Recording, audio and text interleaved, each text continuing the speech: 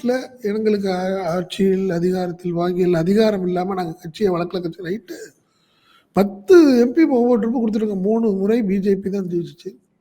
10 குறையாம தானே திமுக கொடுத்துக்கிட்டு இருந்துச்சு. என்ன நீங்கள் என்ன வளர்த்துட்டீங்கிற நான் தமிழ்நாட்டை விட்டுருங்க. தமிழ்நாட்டில் 39ல் 10 நீங்கள் வாங்கிட்டீங்க. காங்கிரஸை கூட்டணியே விட்டுருங்க 10 வாங்கினீங்க. மற்ற மாநிலங்களில் என்ன பண்ணிட்டீங்க? ராகுல் காந்திக்கு அது ஒரு இது இருக்குது. ஆக்சுவலாக நீங்கள் சொன்ன மாதிரி ஆர்ஜேடியை சுத்தமாக காலி பண்ணி விட்டார். ஒன்றும் இல்லாமல் ஆக்கி விட்டார். மம்தாவோட கொஞ்சம் கூட அட்ஜஸ்ட் பண்ணாமல் போயிடுச்சு. அங்கே மம்தாவும் கொஞ்சம் இடமாட்டா இருந்தாங்கன்னு வச்சுங்களேன். பட் நீங்கள் அட்ஜஸ்டபிள் டைப்பாக இருக்கிற நீங்கள் ஸ்டாலினையும் திமுகவையுமே நீங்கள் போட்டு பார்க்குறப்போ நீங்கள் மற்றவங்களாம் சாதாரணமாக இருக்குமா?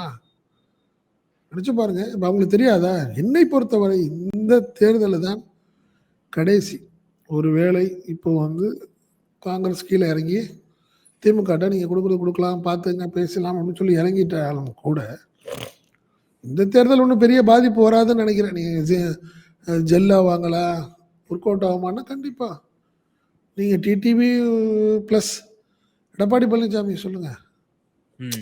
ஸோ அந்த மாதிரி நீங்கள் அது தேர்தலுக்கு 40 நாள் அதில் ஒன்றும் மாற்றம் இல்லை. அவங்க இறக்கி ஒர்க் பண்ண போகிறாங்க.